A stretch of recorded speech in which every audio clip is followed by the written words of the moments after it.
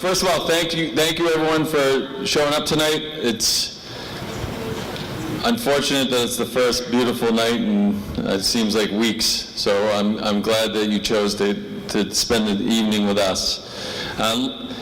Like is an Indie Flicks original documentary that explores the impact of social media on our lives and the effects of technology on the brain. The goal of the film is to inspire and help equip us to self-regulate. Social media is a tool, and social platforms are a place to connect, share, and care. But is that what's really happening?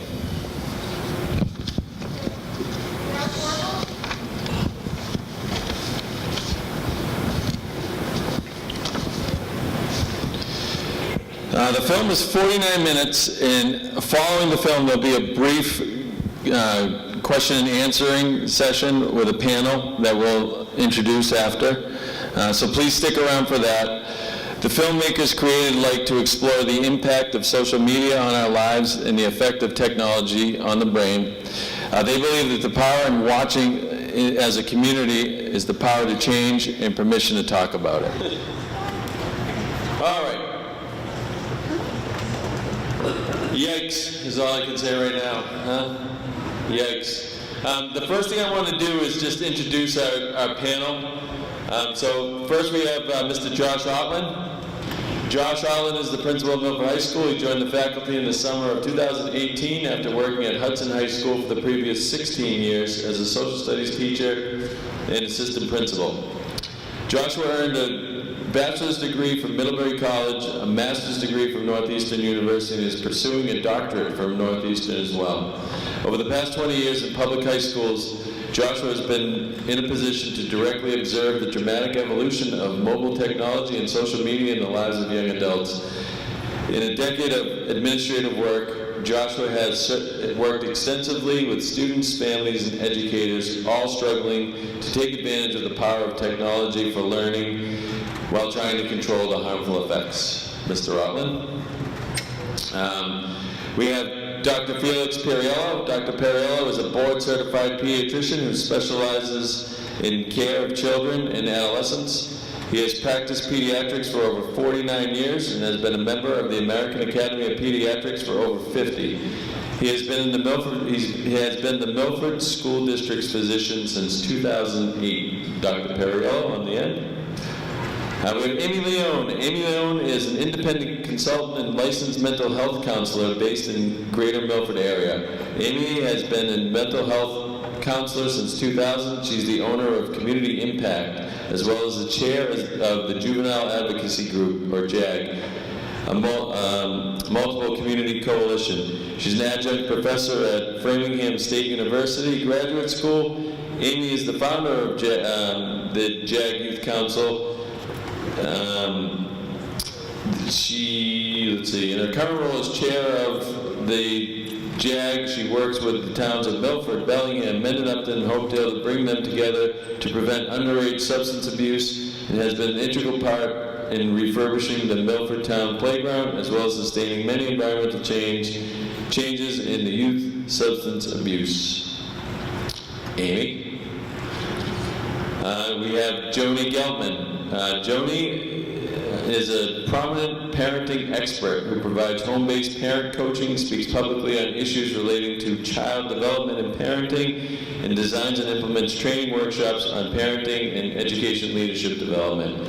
She has over 4 decades of experience helping young people, serving as a social worker, a therapist, a student advisor, adjunct professor, and youth program director at various schools and organizations. She's the author of the best-selling book, A Survival Guide to Parenting Teens, talking to your kids about sexting, drinking, drugs, and other things that freak you out.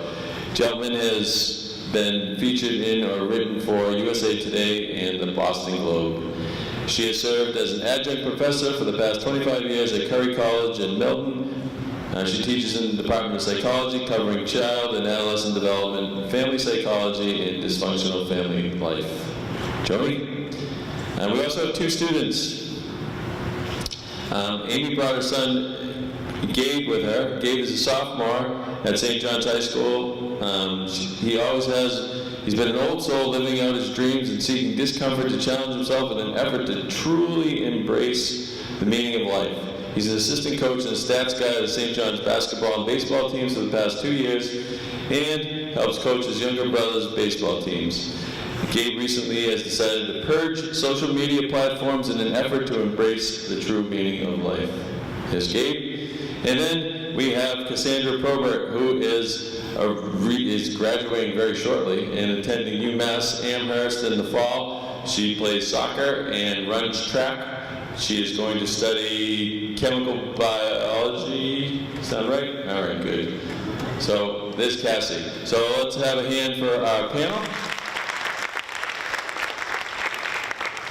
All right, so I have a few questions here that I'll start, and then we'll throw it out to the audience if you guys have questions that you want to ask. So first, this is for anybody to take. We have one microphone up there, so we'll just pass it along. What was your big takeaway from the film? I don't know who wants to start. Dr. Perriello. Yeah, I think the big takeaway from the film is the mention of balance. They mentioned balance several times throughout the film, and the balance is balancing the online life with the offline life, and particularly for the young people, particularly the new set of teenagers that we have now that are the most vulnerable to this the social media.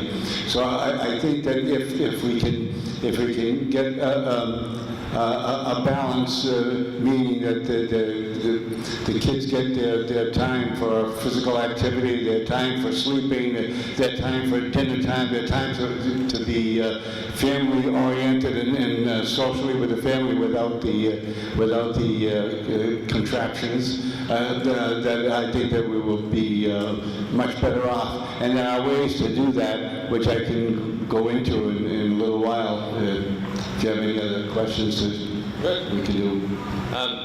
Want to just go down the line with that? All right.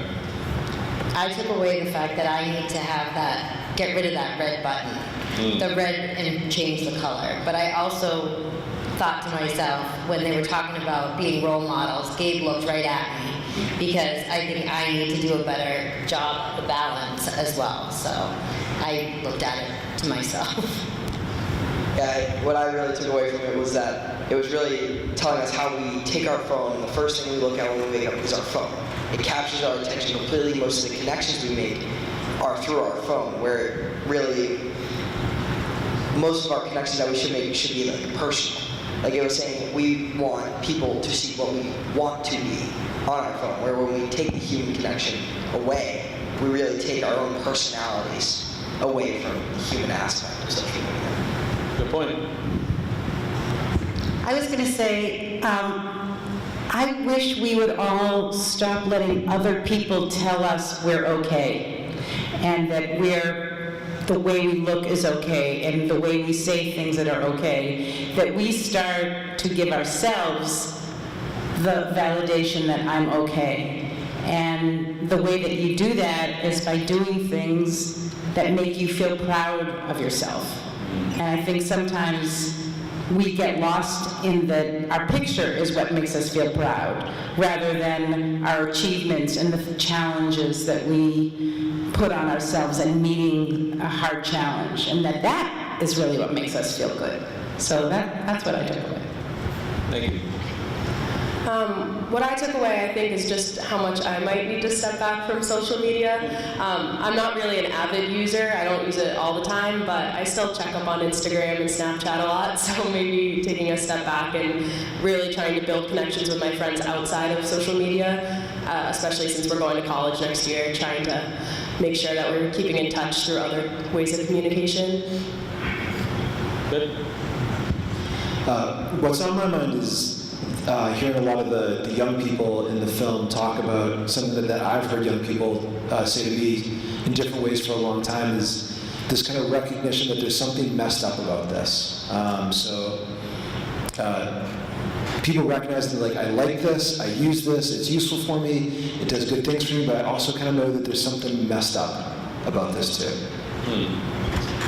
I don't know if you guys know, but recently Josh and the high school put a policy in place to kind of ban cell phones, like you saw up on the screen. Do you want to talk about that for a little bit, and maybe we'll hear from Cassie on that? Sure. Yeah, so I think one thing we did that's important is that it's not sort of a total ban. Our students are welcome to use their phones before school and after school and in between class and during lunches, but we've asked them during class time to please refrain from using their phones. And what's the feedback, Ben?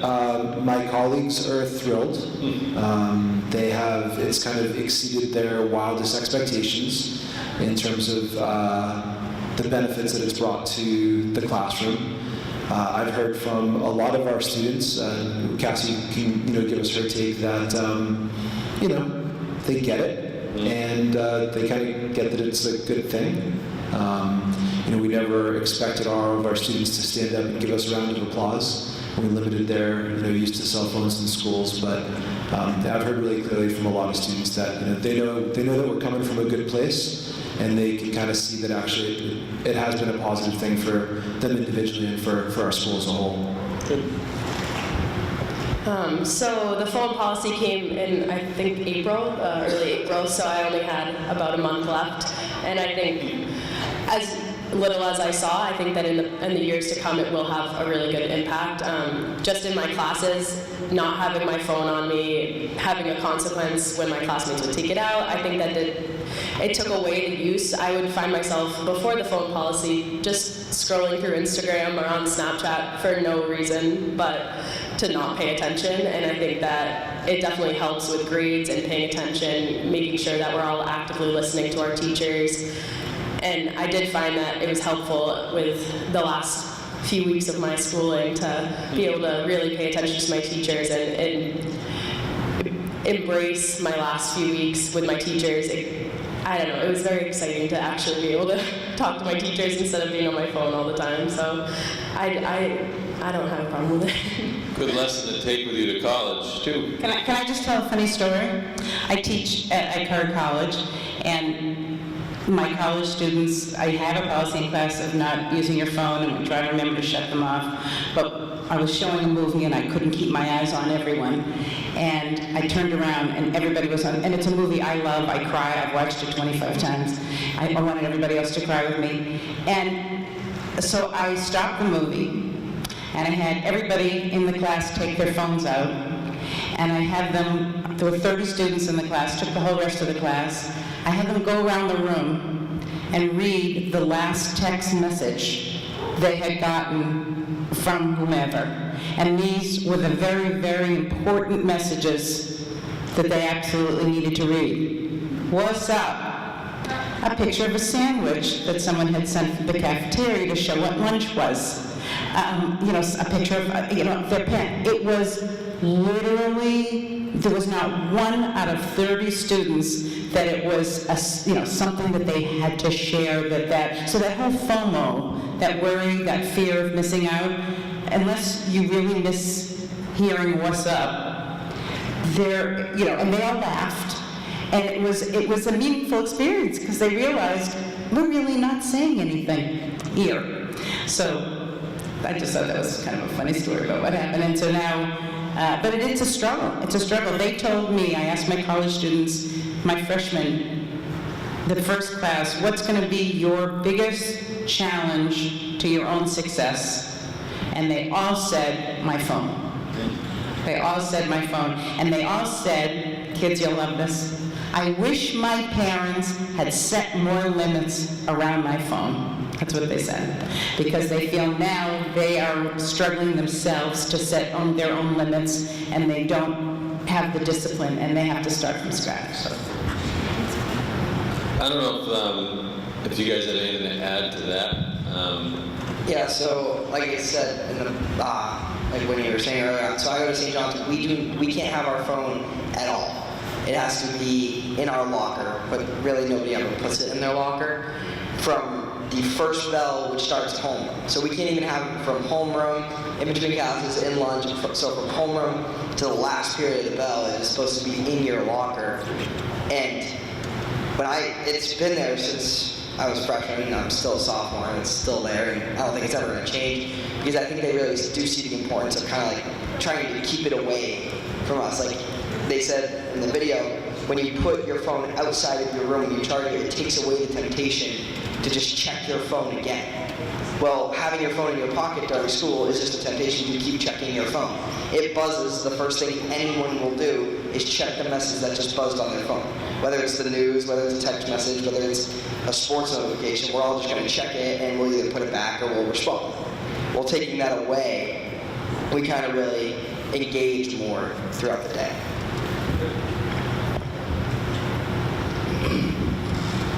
And parents, I think that you have a great chance of being a mentor as well as a role model. I think that something that's very apropos is that the American Academy of Pediatrics has issued a policy on media use in families in 2016. And if you go to the online healthychildren.org with the family media use plan, you can set up your own plan for your own home, for your own children in a very personal way that brings the entire family together, so that you get this balance of online time and offline time. And I think there's several areas where there should be absolutely offline time. I think that the school doing that, I think, is a very honorable and brave thing to do, and because I think that for particularly young kids coming, the new teenagers coming, it's very important to set the rules, and everybody follows the rules, not only the children and not only the teenagers, but the parents as well. So if you have offline zones in your home, like for instance, dinner time in the kitchen, in the bedroom. I think over the years, so many people have had televisions in the children's bedroom, which is a gigantic mistake. And I think having a phone in the bedroom is also a mistake. It interferes with their sleep, and it interferes with their lives, and it wakes them up in the middle of the night with messages that they probably shouldn't be seeing. So I think it's really worthwhile to go online and set up your own family use plan, and you can have a lot of fun with it, and everybody can be involved, and I think that things will turn out better, and teenagers will do much better with that. That's all I have to say about that. Thank you. I hope we have a question from the audience. So I just wanted to ask, I understand that once children get a phone, that it's important that we have conversations about the limits and start use those. So my question is, what age, I have twin 11-year-old boys, and I'm wondering how old should they be when we allow them to A, get a phone, and B, how old should they be when they are allowed to have Instagram and or Snapchat? So, how old should kids be before they get a phone, and then at what age should they be allowed to enter the world of social media, Instagram or anything like that? If I may, I think that they should be as old as you want them to be.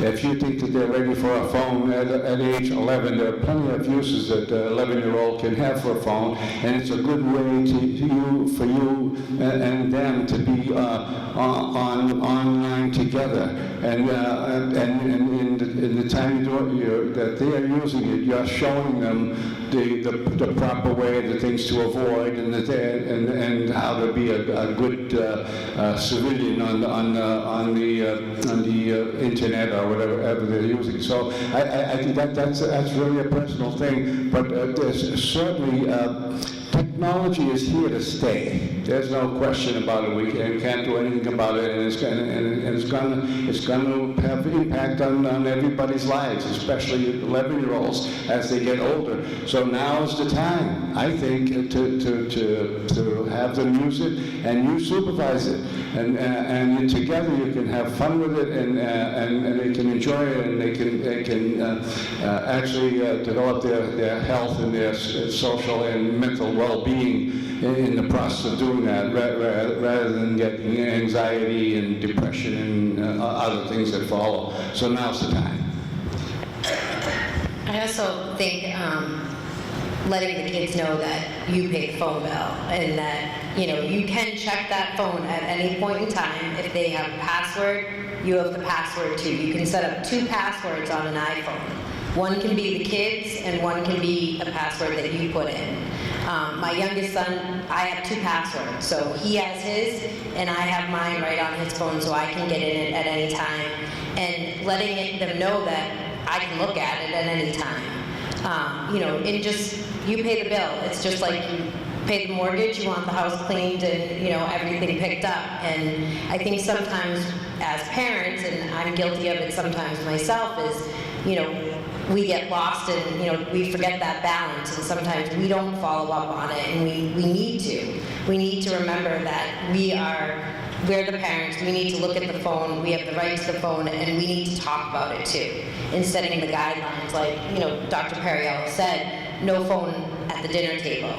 When I grew up, nobody answered the phone when the phone rang at the dinner table, the TV was off, and everybody sat down at 5 o'clock and ate dinner.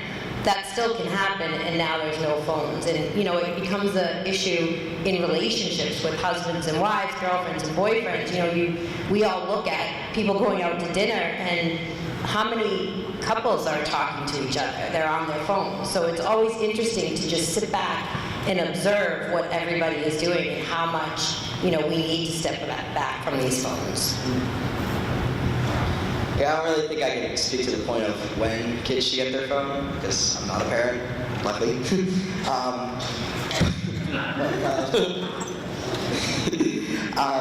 But I think the social media aspect is kind of important. I think kids really, I guess I'm kind of biased, but I feel like some kids should get it young, because it was proven scientifically that when kids are younger, they tend to learn things faster. If you were to try to teach kids math, multiplication, when they're 15 opposed to when they're 9 or 8, when they're 9 or 8, they're probably going to learn it faster. So I think with the regulation side of it, regulating the social media when they're younger, they learn the faster and better habits as they're younger, opposed to just saying, okay, here's social media, you're 15 years old, all of your friends are now using it, and they're just going to dive right into it. Opposed to when they're younger, you can regulate them and they'll learn, okay, this is how much I need to use, this is how much everybody else is using, because at 11, I don't know how many kids are really on there for 4 or 5 hours. I like to see cell phones being used in the same way we teach kids how to learn to drive, that there is a progression. So that for me, the benchmark is if your child is starting to have some independence, maybe it's in 6th grade where they have a half day and they're going with their friends on their own into town for lunch, or they're starting to go on sleepovers. Maybe something's going on at the sleepover, makes them uncomfortable, and having a phone is a way for them to, contact you. You can say there's a family emergency, you can come and get them. But when you first, and I love seeing parents here with younger kids, because for me, you're in the best position. When you start your kids, I'm an 11 and 12-year-old person. I wish I was 11 or 12. But then the phone has very limited things on it, right? You don't give them the phone and say, yay, I can have every app I want, any game I want. It starts off, maybe they just text and can have a game. And because I think part of the use of a phone is the addictive quality of more is better. And I think the control that you have to teach and that you have is about time and opportunity. So kids don't need every app from the beginning. They don't need Instagram. Maybe Snapchat, I think, can be put off. That can be something that happens later on in middle school, if at all. But that you start by saying you can have one game, there should never be streaming on phones. And by the way, we're talking about cell phones here, but we should be talking about iPads, we should be talking about laptops, because kids may not be able to have their phones in class with them, but they're using their laptops and their iPads in class, and they are using Google Plus now as a way to text if they can't text on their phone. They can, there's many other, kids are very smart, right? This way, and if you have an app called VPN, it can unblock everything that the school has blocked on your, so it's not just phones. We're talking about all manner of technology because kids are very smart. So as a parent, it's a whack-a-mole game. I have to be not just on top of a phone, but also an iPad and also a laptop. But it's transitional. You start with something small. You see how they use it. Are they getting crazy every time you take it away from them? Then that's not a good sign, right? So you want them to say, oh, okay, I'm done. We said, you can play a game or you can be with your friend for an hour after school. That's it.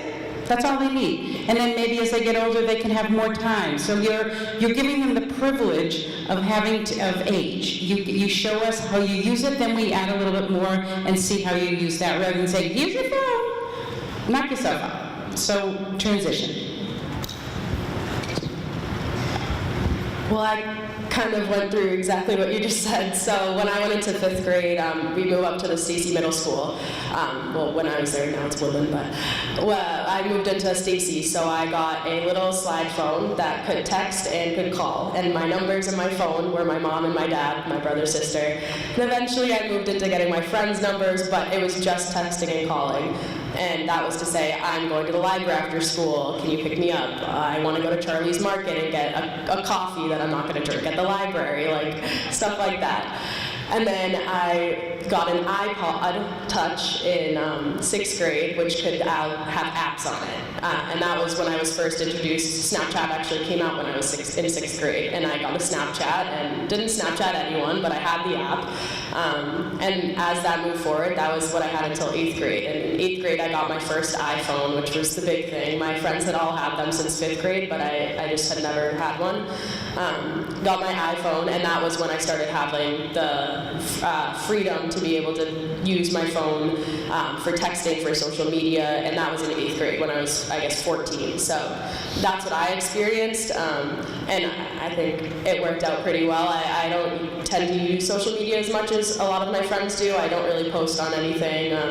I do go on it and look at people's, but I think that was a good mark. So the same thing, moving in progression. So just starting with the parental guidelines of you can only text and call, and it will be to your parents or a few friends. But that's moving forward into your apps and into an iPhone where you can have games and social media. So that's what I would probably recommend.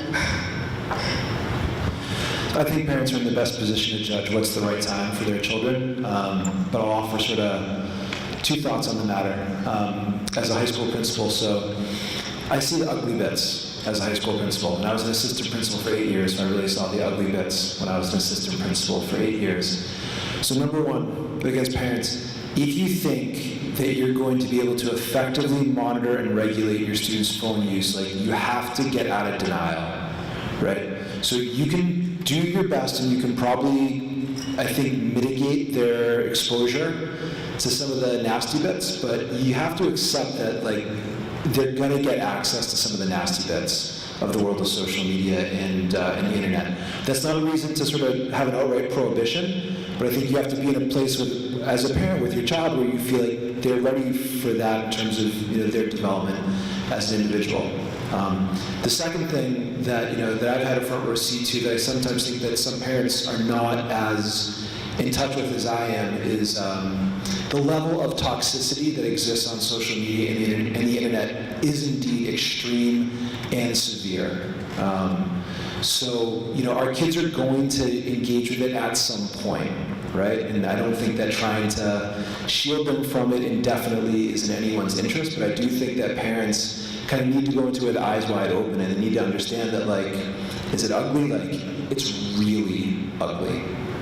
Coming from a different perspective of having students that are older, the students, when they're involved in social media, there's an ecosystem around them. So one, if there's a student who's withdrawing and or reducing social media, how do you have that interact with other friends in their social group, their ecosystem, where they're still using it to a high level? And then secondly, especially for the sophomore, you experienced that, you withdrew. For the senior, you seem well versed in how to use it, but we can teach them as much as we want. And then when they go to college, then they're outside of our purview, and then how do we handle that? So from maybe the older age, how do you handle those perspectives? What I think is starting, so with the older kids, they already are exposed to social media. I'm assuming they probably have Instagram, Snapchat, Twitter, everything, and they're already seeing it. So if they're starting to withdraw and their friends are still active, I would recommend that even if you're still pulling back, you can still check the app. And more communication, I find, comes through text messages. I don't tend to communicate with my friends through any of the social media platforms, and messaging isn't a social media platform. So I would think that just teaching them the boundaries that they should have, and that they have to kind of learn on their own. If they have a bad experience and they draw themselves back, then they'll know not to go on that. And once they go to college and have to be on their own with social media and kind of fend for themselves, I think that they should have learned up until that point. They should know how to navigate the social web and be able to communicate with their friends without being on social media 24/7, and finding ways to interact with people without having to constantly be on their phones. So hopefully building up from now, as they're older, moving forward into their college years, I find that just being able to figure it out for myself, I've been able to kind of figure out what I want to use, when I want to use it, and how much I should be on it. And now I'm confident going into college that I'm not going to be addicted to my phone, and I'm still going to go out and meet new people and experience the college experience without being on my phone, walking around campus, looking at it all the time, and talking to people from Milford. I want to learn and grow out as I go to college, and I think that would definitely be something, just teaching them what they should do before they go, and then hoping that they can do it on their own, that they've learned enough about it. So that's what I have. Sorry. Yeah, I kind of agree with what you said. I also think that it's most of the aspects of where you can't really just oversee it all the way through high school. I think you have to get let the leash a little bit go a little bit, in the sense of let them just experience how much time they really used. And if they get too far into it, give them the realization of how much they're actually using it. The reason I stopped using it, I think I chose 70 days. I went from the last quarter of school to the end of school, really to see, one, how it would affect my grades and how I was performing in school, but also how I just stayed within life and just embraced the things that were around me. The realization for me was that I realized that I was using my phone 3 hours a day, which I totaled up to 22 days of the year I was using my phone. If you really wanted to subtract it all, 22 days of the year I was taken away from what we're given as life to my phone. And that was the realization. I was like, all right, you gotta stop. Just cut it down. And when you really take away all social media, it went from 3 hours to 1.5, which I think an hour and a half for text messages, emails, contacting my teachers, using school, seemed like a pretty good amount of time, opposed to 3 hours on everything. So I think letting them kind of experience their own way, and if they do get too far, really just say, all right, this is how much you're using it, and try to give them that realization, this is what you're wasting your time on. And if they do have iPhones, I found out in November there's a new thing that on the new software update they came up with where you can go into your settings and check how much time you're spending on your phone. You can check how much time you're spending on each app, how many notifications you got from that app in the past 24 hours, in the past 7 days, how many times you clicked on that app, how many times you opened your phone to that app. And I looked at it, and I've stopped my streaks now, but I used to have 45 to just, if anyone's surprised by that, it's a large number. And I think on my biggest day was 1,025 times that I had notifications from Snapchat. And I looked at that and I was like, oh my God, that's a lot of notifications. So I broke all of my streaks, besides my sister and a few of my very close friends, and just to keep in touch with them. And I think that was when I came to the realization that I was really addicted to my phone. And I found that I was most using Snapchat. So if they do have iPhones, that is a possibility to look at how many times they're looking at a certain app, how many times they're clicking on an app, and see what they're using. So. Yeah, I was going to say, these are two incredibly motivated students we have sitting here, which I have such admiration for both of you. I think some of that, you both seem to be self-motivated, but I think the message they're giving is really important, which is that as the parent, you can help them develop awareness, and I think that's I think cell phones, iPad, the whole technology thing is very magical. And I think most kids have no idea really how much time they're on it. And just saying, you're on your phone too much, get off your phone, does not concretize what that is for them. So my advice to parents is to take time. Maybe it's once a week. Maybe everybody, there's this notification, this thing that you're talking about is built into all the phones, that maybe on Sundays, the whole family sits down and says, let's see what our usage is like. And so that it becomes a family thing, not like, you're on your phone too much, so am I. And so it becomes something, I challenge you to only be on your phone for an hour this week. So it becomes something that you develop self-awareness about from the very early moment you're starting to give your kids the phone. It's not something they're going to want to do. If they have it, they will use it, most kids. And they need somebody from the outside to say, let's decide together how much, how we're using our phone, and that's part of the conversation. Good. The second part of that question, I think, and I'm not sure that we hit on it, was how do you help your child or kids? How do you guys handle the pressures from other students who maybe they're on it for 4 or 5 hours and they're constantly notifying you or trying to reach out? How do you help kids deal with that kind of pressure? Yeah, I kind of agree with that statement, because the statement is really just saying that people are pressured, I don't want to say pressure, but kind of around social media every day. Like when I first said that I was going to stop using social media, I'm pretty sure it was 10 o'clock at night, and all my friends were up because it was 10 o'clock, but I was doing homework and stuff, and all my friends just texted me what is wrong with you? You are crazy. This is never going to be possible. And the way I thought of it was you guys are wasting your time. That's time that I'm taking away from social media to apply to everyday life, where they're taking that time and putting it towards social media, something that probably won't benefit them at the age of 15, just swiping through Instagram. Some can argue the fact that social media is a way to grow their business. That's fine, but that's different than just sitting there scrolling through Instagram all day. So the way I really took it was, I kind of saw it that it's not benefiting me if you tell me that I should be on social media. If I'm worried so much about what you think, then that's really the problem that is with social media, is that we care so much what other people think. I live by two very important things, but I live by one thing, that the secret to life is not caring what negative people have to say. That's not negative constructive criticism.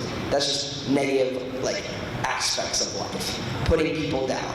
That aspects of life. And when you really read into that and take away those negative aspects, you really find people that are more energetic, that are happier, that are living better because they're taking away those negative people. I don't care what your negative opinion. It's fine. I don't care. Like, I'm gonna go on with my life and not worry about what you have to say because I'm not gonna let that affect me. Yeah, so if they're trying to take back from social media and their the FOMO, the fear of missing out of their friends all posting about what they've been doing this week, or people that maybe they knew that have gone to college and they want to see what they've been doing, I think it's just coming to the realization that you not seeing what Sam, whatever her name is, posted from 3 weeks ago about her at her friend's house or her on vacation, you're not really missing out.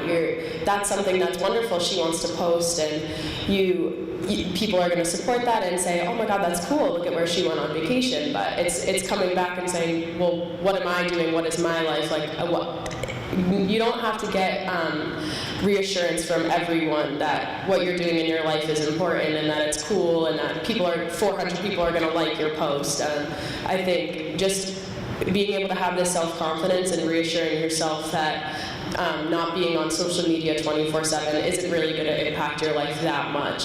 Yeah, you might miss a few posts, or maybe you didn't see something that your friend did, or you might want to support your friends if they went to a dance recital, received an award, and posted about it.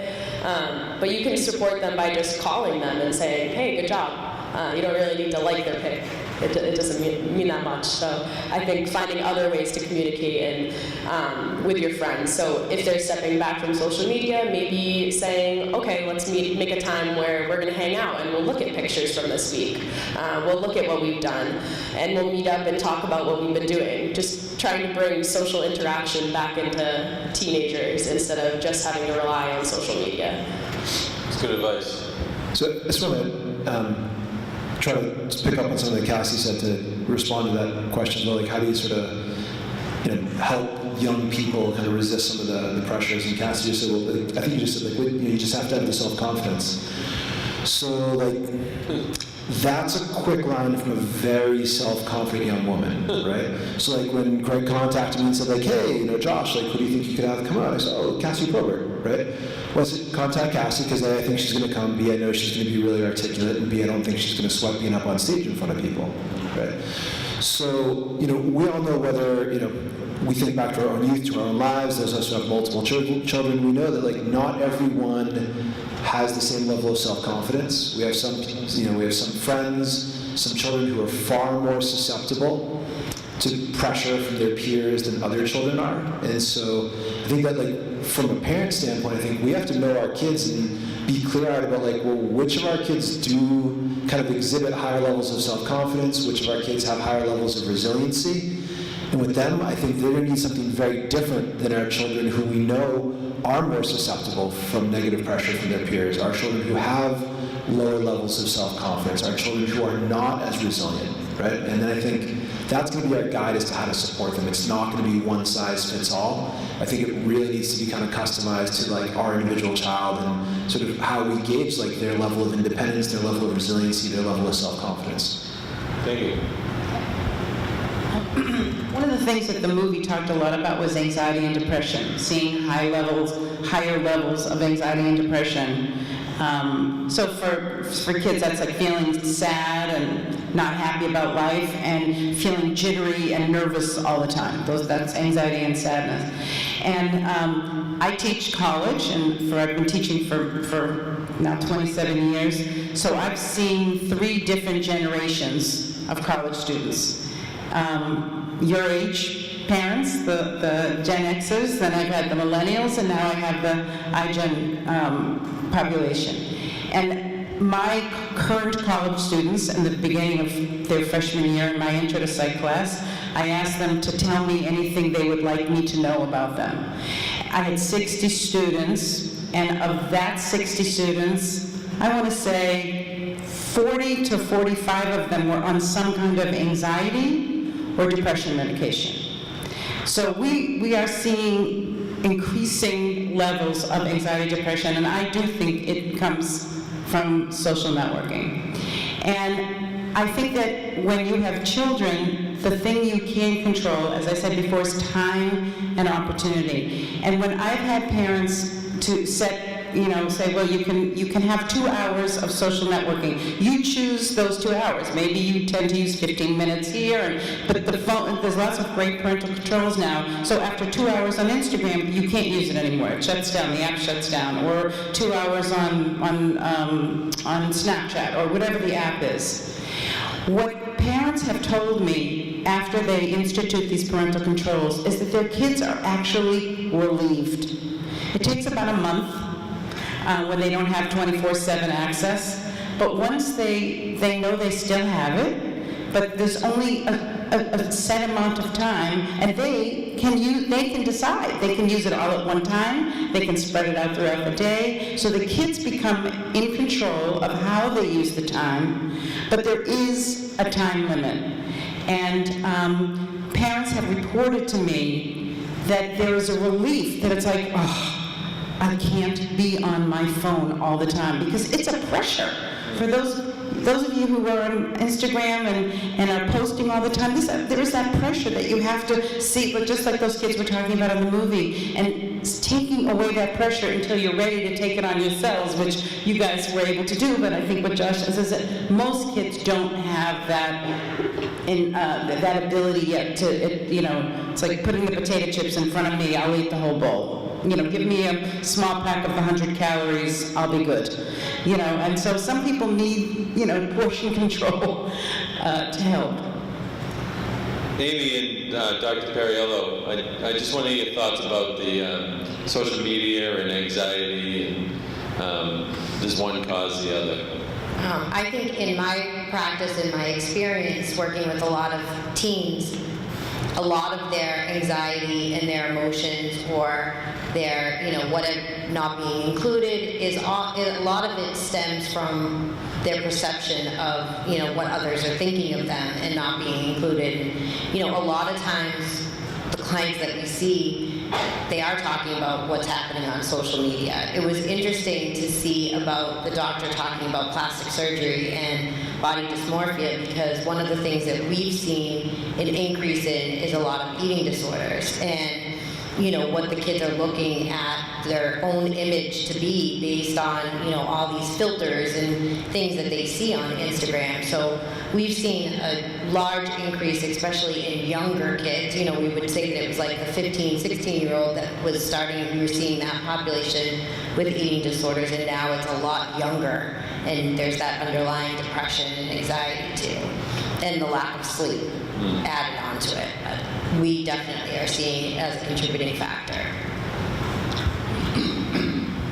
I can only corroborate what Amy just said. Studies have been done since 2010, 2013 that the depression in teenagers and loss of self-esteem has increased by 33%, and attempts at suicide has increased by 30%, particularly in young girls. And it all has been since the iPhones have been put on the market in 2007. So we have a brand new generation of super anxiety and depression, and certainly requires a lot of psychological treatments for it. But as I mentioned before, and I can't mention it enough, if you at a young age you have the kids go on the phone, and the parents act as mentors and role models, and communicate well with the kids, and follow the family use plan, so many of these problems can be eliminated, literally eliminated. So it's worthwhile to find that. You can find that on healthychildren.org, and family media use plan. It's a very simple thing to do, and a fun thing, and worthwhile doing. Thank you. We have a question. Everyone knows the definition of social media. What I want to know is, when will get the word media out and just have it be social? Great question. Why is media in the definition of social media? Why isn't it just social? Anyone have thoughts on that?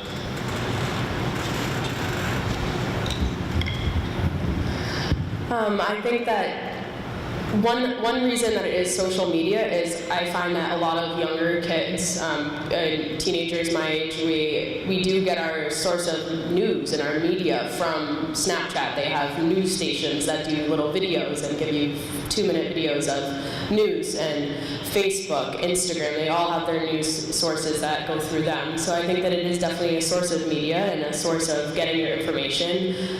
So that could be a positive, but it also comes with every other aspect of that app. It's not just the media that you're getting. So I think it's pretty evident that the student voice is very powerful, as been articulated here. So thank you to you both for joining us tonight. So I'm curious to know how we can get the student voice in this message, which is so important to all of the students at Milford High School. No offense to St. John's, but to Milford High School. Because as you can look here, as is unfortunately with so many events, we're in so many different directions. So students, I'm curious to know, would the showing of this to the different classes as a grade level, would that work? If not, what is your perspective in terms of what could work? I appreciate, Mr. Ottman, that it's time, in the school day, but I think we understand that the social emotional learning for our students is high priority. And if we don't have their social emotional wellness, we're not going to get them in the academics part of things. So I'd be curious to know if there is a plan, if there's an opportunity to roll something out. Probably not this spring, I get it, but can we thoughtfully put something together for the fall? And Cassie, are you able to come back, and just share your experiences, not just from the high school, but also then the college perspective in terms of what you've just indicated? Thank you. Well, yeah, I'd be glad to come back.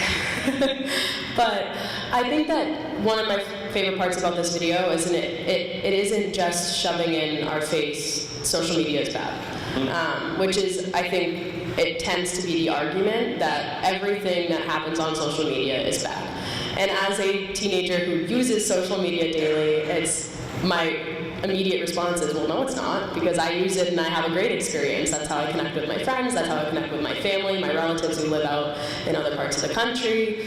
And I think that with this video, they took the stance that there are great portions to social media and there are good things that can come out of it, and having kids exposed to that and being able to see different kids in their grade, their school, their family, being able to connect with them is a good part, but there is a limit. And they talked a lot about balance and balancing your life with social media. So I think that this video would be helpful to show if you had assemblies with kids coming in and watching that, because it's not taking the negative approach. And I think that with teenagers, you can't, if you tell them no, then they're just going to do it more. So you kind of have to go around it a little bit. And I think that that video did a good job of it. It kept you engaged, and especially with the little bit at the end, with the little poem or rap that he did. Being able to engage students where it's not too long where kids are going to lose attention and not care anymore, and having kids really look at, well, these are the different things and the different effects that it is having. And even if it's not affecting you, I don't tend to have the effects that it is happening on a lot of people, but it is happening to a lot of kids. And social media only came out when I was in 6th grade, but now everyone rising, it came out when they were in 2nd grade, and they're growing up with it. So being able to show this to kids and show that there are good parts, but it all comes with balance. So trying to balance out your life with social media. But I'd be glad to come back and talk about it. I agree with a lot of what you just said, but I also think it's very tough to connect with kids in a school delivering a message, because I know from many of my friends, a video comes on in class and the first thing they're doing is they're leaning back in their chair and they're closing their eyes, ready to just take a nap because they're tired. Or we go to an assembly and the first thing they're thinking is, oh, what's this assembly about? No, it's that I'm missing 45 minutes of English class. So I think it's very tough to connect with students, particularly about information that is relevant to them to benefit them.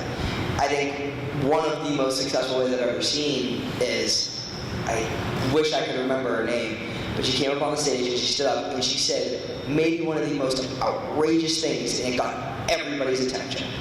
I think another person who's great at it is Chris Harriman. speaking about like the mental side of it and the substance abuse side. But he comes out and the first thing he will tell you is a crazy story that will get everybody's attention. If you put kids in this auditorium and you have someone come up here and just say a crazy like statement that's true and factual and that will benefit them, I guarantee 75% of them will listen more than if you just stand up here and talk for an hour, opposed to just standing up here and make a crazy claim that is true and beneficial, but only are up here for 30 minutes. Something that will get their attention. Mr. Allen, thank you. Yeah, so this is my first time seeing the film, and it made a very positive impression on me. And as I was watching it, I was thinking about, is this something that we want to try to engage our students with?